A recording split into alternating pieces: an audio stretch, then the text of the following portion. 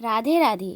ভগবান শ্রীকৃষ্ণ বলেন যে তোমার হৃদয় ভেঙে দিয়েছেন তাকে কখনো দোষ দিও না, বরং তার প্রতি কৃতজ্ঞ থাকো।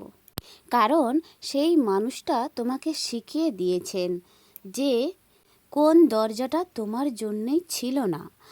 আর কখনো দুঃখ করো না, কারণ আমি সব সময় সেই পথই বন্ধ করি যেটা তোমাকে ভুল গন্তব্যে নিয়ে যেত। বিশ্বাস রাখো, তোমার জন্য আরও ভালো কিছু অপেক্ষা করছে। রাধে রাধে। ভগবান আরও বলেছেন, যদি তোমার কাউকে ভালো লাগে তো ভালো সে নয়, ভালো হচ্ছে তুমি। কেননা তার মধ্যে ভালো কিছু দেখার চোখ তোমার মধ্যে আছে। যে কষ্টটা তুমি কাউকে বলতে পারছো না, আমি সেটা প্রতিদিন শুনছি। তুমি হাসছো ঠিকই, কিন্তু তোমার ভেতরে যে ঝড় চলছে সেটা আমি জানি। চিন্তা করো না, আমি সব দেখছি। যে মানুষটা তোমার বিশ্বাস ভেঙে দিয়েছে সে জানে না এই ভাঙনেই তোমাকে একদিন পাহাড়ের মতো শক্ত করে তুলবে। শুধু একটু আমার উপর বিশ্বাস রাখো, আমি সব ঠিক করে দেব। রাধে রাধে। তো চলো বন্ধুরা, কেমন আছো তোমরা সবাই? আশা রাখছি খুব ভালো আছো। আমি কিন্তু ভীষণ ভালো আছি। আমি মানসী, আমি এমজে অধিকারী ফ্যামিলি ব্লগে তোমাদের সকলকে জানাই অনেক অনেক স্বাগত এবং অনেক অনেক ভালোবাসা। আজকে একদম আশিপাশি কাজ নিয়ে আসিনি, চলে এসেছি। দেখতে পাচ্ছ, পুরো নিজে চান টান করে রেডি হয়ে বাড়ির সমস্ত রকম কাজ বলতে চা ফা আমি কিন্তু খেয়ে নিয়েছিলাম। চা খাওয়াটার আড্ডা পর্ব সেরে চলে এসেছি আমি আমার নিজের গহনাগুলোকে একদম তুলে রাখবো। কয়েকদিন ধরে বিয়েবাড়ির অনুষ্ঠান উপলক্ষে আমি এই শাঁখা পলা জড়া দুটো আমি পরেছিলাম। তবে সঙ্গে সঙ্গের কাজ সঙ্গে সঙ্গে করে নিচ্ছি, কারণ আজকাল দিনকালটা অনেকটাই খারাপ। জানো তো, সোনার দামটা অনেকটাই বেড়ে গিয়েছে, যেটা আমাদের মধ্যবিত্ত পরিবারে এইটুকুনি সোনার দাম কিন্তু আমাদের কাছে অনেকটাই। ক্ষয়ক্ষতি হয়ে গেলেই কিন্তু আমরা কোনোরকমভাবে মেনে নিতে পারবো না। তাই শাঁখা জড়া পলাগুলোকে একদম পরিষ্কার করে তুলে রাখলাম, আর সঙ্গে থাকা আংটিটাও খুলে দিচ্ছি। কারণ কি জানো তো, আমরা যেহেতু বাইরে বেরোই, আমাদের ক্ষেত্রে এরকমই সোনার গহনা পরে বেরোনো একদমই উচিত নয়। তাই দেখো, নিজের সামর্থ্যে অনুপাতে আমি জিনিসটা অনেক কষ্ট করে তৈরি করেছিলাম, সেটাকে খুব যত্ন সহকারে রেখে দিয়ে কয়েকটা শাড়িও বের করেছিলাম। শাড়িগুলোকে ধুয়েছিলাম, অবশ্যই তোমাদের সামনে শেয়ারও করেছিলাম। তো এগুলোকে এখন সুন্দর করে আমি রেখে দিচ্ছি। কারণ কি জানো, আমার তো আলমারি নেই, আমাকে ট্র্যাঙ্ক কয়েকটা আছে। আমার এই ট্র্যাঙ্কটার মধ্যে আমাকে যত্ন সহকারে শাড়ি গহনা সমস্ত কিছু কিন্তু আমাকে রাখতে হয়। ওইদিকে নিজের সঙ্গে সঙ্গের কাজটা সঙ্গে সঙ্গে করে নিতে পেরেও আমার মনটা খুব শান্ত হয়ে গিয়েছিল। যাই হোক, ওইদিকে নিজের হাতে একটা নোয়া আছে, সে নোয়াটা কয়েকদিন ধরেই নষ্ট নষ্ট হয়ে যাচ্ছিল। তবে অনেক দিন ধরেই ভাবছি নোয়াটাকে সারাবো, তবে কোনো রকমে সেভাবে সারাতেও পারছি না, অনেকটাই দামের কারণে। যাই হোক, নিজের জিনিস নিজেকেই সারানোর চেষ্টা রাখতে হবে। তবে অবশ্যই তোমাদের আশীর্বাদ থাকলে এটাও আমি একসময় সারাতে পারবো। ওইদিকে আগের দিনে গতকালকে আমার বরমশাই মুড়ি ভাজিয়ে এনেছিল। তো আনার পরেই দেখছি ট্রেনগুলোকে বেশ ভালো করে ভর্তি করে যত্ন সহকারে রেখে দিয়েছিল। তবে দেখো, যেহেতু ভাজা মুড়ি, এগুলোকে আবার যদি না আমি ভালো করে চালিয়ে রাখি তাহলে খাওয়ার সময় একটু ডিস্টার্ব করবে। জানো তো, বালি কিচকিচ একটু হালকা হলেও থাকে। তাই আজকে সময় পেয়েছি মুড়ি ট্রেনগুলোকে বেশ ভালো করে মুড়িগুলো ঢেলে আবার নিজের মতো করে চালিয়ে আবার ট্রেনের মধ্যে ভরে রাখবো। এক এক কাজ এক এক মতো আমাদের মাথায় ঘুরপাক খায়, কোন কাজটা কোন দিন করব, কিভাবে করব। দেখো, যেহেতু সংসারের মহিলা, আমাদের সংসারের মধ্যে থাকতে গেলে সংসারের সমস্ত রকম কাজগুলোকে গুছিয়ে পরিপাটি করতে হয়। আর সেই কাজ করার আগে আমাদের মাথায় একটা চিন্তা থাকে, কোন কাজটা কিভাবে করব। তাই আজকে একটু সময় বের করে নিয়েই কিন্তু মুড়িগুলোর একদম ভালো পজিশনে বলতে পারো সৎকার করে ফেলছি। তো এক এক করে সমস্ত রকমের কাজগুলো করতে চলে এসেছি বন্ধুরা। তবে কি জিনিস, এই যে মুড়িগুলো আমি ভাজানোর কাজ করি, মুড়ি অনেক বছরের পুরনো ধান, আর সেই ধান থেকেই কিন্তু আর একবার হয়তো মুড়ি ভাজা আমাদের হবে, তারপরেই কিন্তু সারা জীবনের মতো সমাপ্ত দেখিয়ে যাবে। তো সব সময়ের জন্য ভাত মুড়ি কিনেই আমাদের খেতে হবে।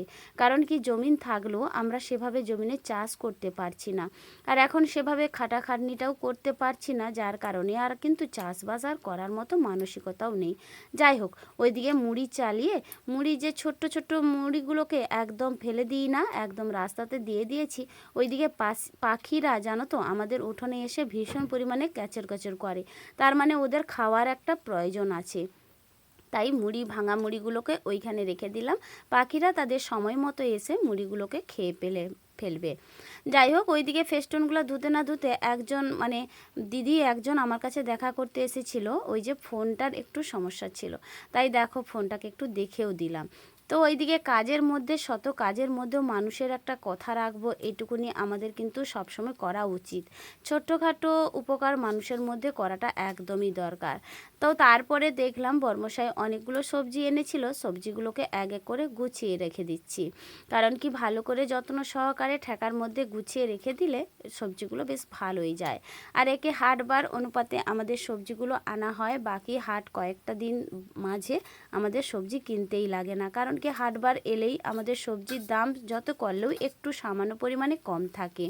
আর আমাদের মতো মধ্যবিত্ত পরিবারে হাটবার ছাড়াও অন্য সময় সবজি কিনতে গেলেও একটু চড়া রেট থেকে যায়। তো এই কারণেই সবজিগুলো বেশ এনেছিল, আমি যত্ন সহকারে এখন গুছিয়ে রাখছি। চলো তারপরে ঝটাপট করে রান্নার কাজটা সেরে নিতে হবে। কারণ দেখো, আমাদের দৈনন্দিন জীবনের ব্যস্ততা অনেকটাই থাকে, আর সেই ব্যস্ততার মধ্যেও আমাদের বাড়ির সমস্ত রকম কাজগুলো কিন্তু সেরে ফেলতে হয় ঠিক টাইম মাফিক। আর চলো ওইদিকে কাজগুলো করতে করতে তোমাদের একটা দিদিভাইয়ের কমেন্টের উত্তরটা দিয়েই ফেলি। খুব সুন্দর একটা কমেন্ট করেছো। কমেন্টটা করেছিল শম্পা ঘোড়ই দিদিভাই। তুমি জানতে চেয়েছো, আচ্ছা তোমার আর তোমার জায়ের ঘরটা কি আলাদা নাকি একটা ঘরেই থাকো? জিজ্ঞাসা করলাম বলে কিছু মনে করো না দিদিভাই। ও আমি কিছুই মনে করিনি, তবে আমি খুব ভালো মনে করেছি যে তোমরা আমার কাছ থেকে কিছু জানতে চেয়েছো। আচ্ছা এবারে আমি বলি, আমাদের এই যে ঘরটা দেখতে পাচ্ছ, আমাদের 3 জায়ের একসঙ্গেই বাড়ি।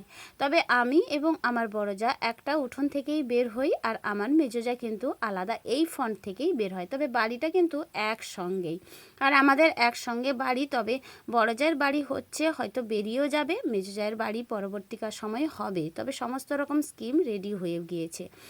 তো ওদেরও মানে বাজারে ঘর করার প্ল্যান চলছে, ওদের অনেক জিনিসপত্র রেডি হয়ে গিয়েছে, এইবারও হয়তো করে ফেলবে। যাই হোক, আমরা একই বাড়ির মধ্যেই থাকি গো।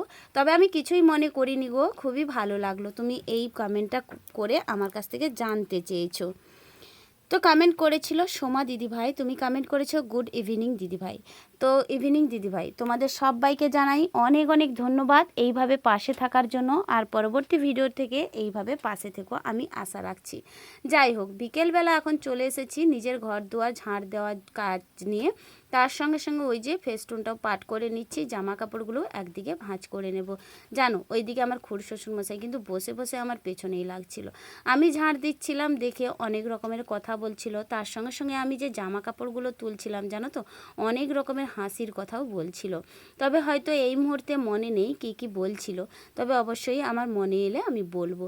তবে হ্যাঁ, কি বলতে চেয়েছিল জানো তো, আমি যখন জামা কাপড়গুলো ভাঁজ করছিলাম, আমি কিন্তু খুব তাড়াহুড়ো করে মানে খুব সুন্দর করে কিন্তু পাট করিনি। আমি যাহা করে পাট করে দিচ্ছি, সকালবেলা আবার এই জামা কাপড়ই পরতে লাগবে।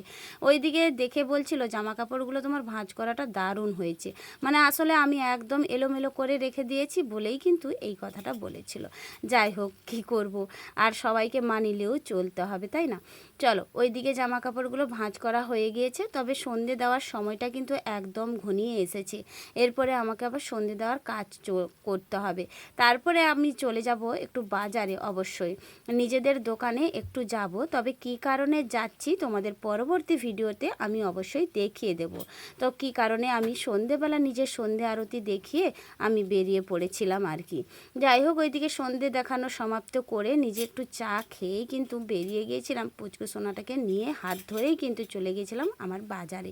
বাজারে গিয়ে দেখলাম আমার বর্মশাই কিন্তু আমার ঠিক দোকানেই ছিল, এসে কিন্তু দেখো আমাকে দরজাটা কিন্তু খুলেও দিয়েছিল। আর তার সঙ্গে সঙ্গে আমি বাকি কাজটা করেও কিন্তু বাড়ি ফিরে এসেছিলাম। তবে কি মূল্যবান কাজটা সেরেছিলাম অবশ্যই বাড়িতে পরের দিন ভিডিওতে জানিয়ে দেব। যাই হোক, চলো, রাতে কিন্তু বানিয়েছিলাম রুটি এবং সবজি, এটাই হচ্ছে আমাদের লাস্ট ডিনার চলো বন্ধুরা, আজ আসি তাহলে, দেখা হচ্ছে আগামীকাল নতুন একটা দিনে নতুন একটা ভিডিওর সাথে। ততক্ষণ তোমরা সুস্থ থেকো, ভালো থেকো, এইভাবে পাশে থেকো সারাটা জীবন। কারণ কি, তোমাদের একটু ভালোবাসা, একটু কমেন্ট কিন্তু আমার পরবর্তী ভিডিও করার এনার্জিটুকু বাড়িয়ে দেয়। তাহলে চলো, রাধে রাধে।